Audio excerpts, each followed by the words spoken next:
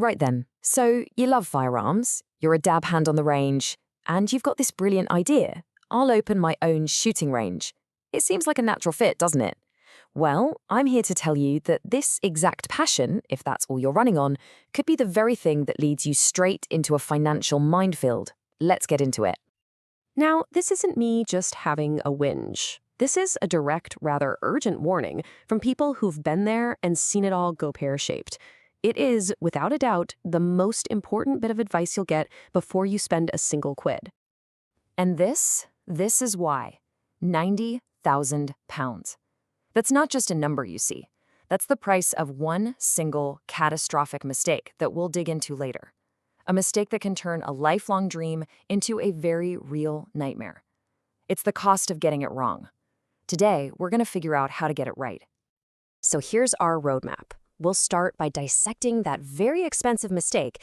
Then we'll look at the two very different roads you can go down. We'll cover building your foundations properly, sorting out your brand before you waste a fortune on ads, and finally, we'll talk about your most powerful and yet most overlooked asset. Okay, let's not beat about the bush. Being a world-class marksman or having a decorated military career is, frankly, fantastic, but it doesn't mean you know the first thing about running a profitable business. A passion for shooting just doesn't pay the bills, especially the massive, often hidden ones a shooting range racks up. And here's where the cash just evaporates. The electricity bill for the heating and ventilation in an indoor range, absolutely eye-watering. Bullet traps need constant and very costly maintenance. And that dream of running elite tactical training courses, the market for that is tiny, and you're competing with government facilities anyway. Throw in a storeroom full of ammo nobody's buying, and staff you forgot to budget for, and, well, you're sunk before you've even started. Now here's where things get interesting.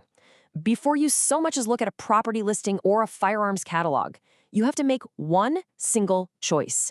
And this choice, it defines everything.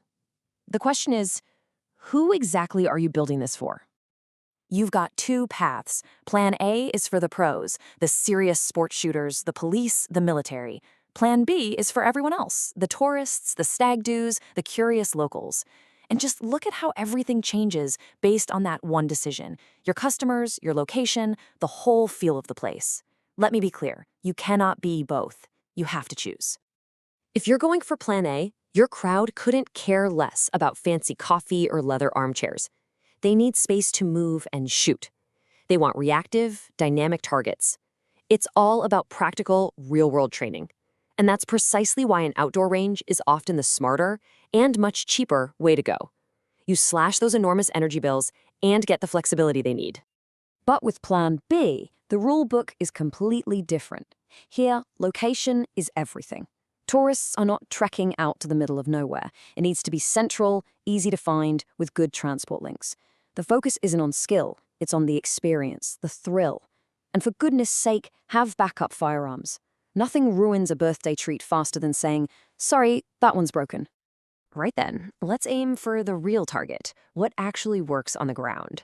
Once you've picked a lane, either A or B, it's time to build the foundation. This is the nuts and bolts stuff, and it has to be done right. And you need to do it in this exact order. First, find that perfect location that fits your plan. Then, work out your maximum daily capacity. How many people can you safely and comfortably serve in a day? Only then can you plan the layout.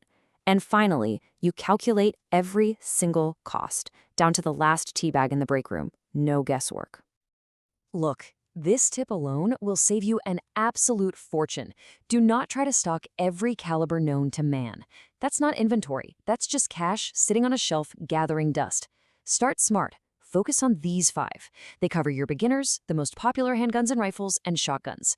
It's lean, it's efficient, and it keeps your cash flowing.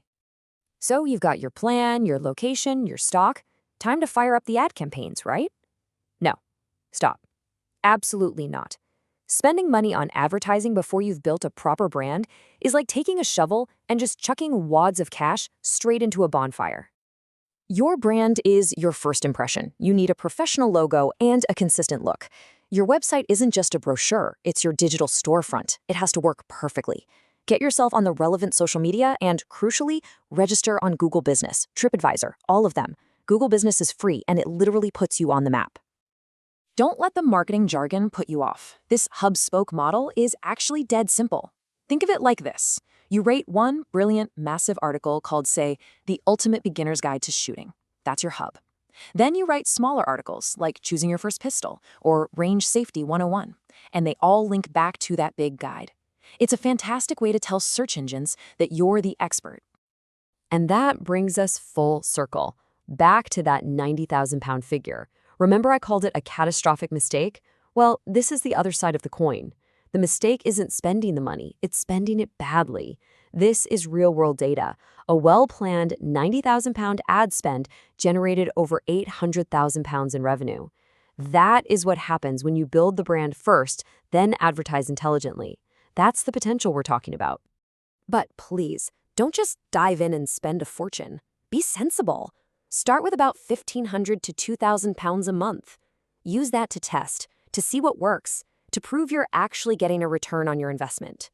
Once you've proven the concept, then you can start to scale things up with confidence. We've covered the strategy, the building, the marketing, but the most powerful tool in your entire arsenal isn't a clever ad or a slick website. It's the people wearing your uniform. Your staff are your secret weapon. There is a world of difference between selling and offering. Selling is pushy, it's aggressive, and it's intimidating, especially for newcomers. Offering is different. It's helpful, it's informative. You're not a market trader trying to flog them something. You're a host, guiding them to a great experience. One way makes them feel pressured. The other makes them feel empowered.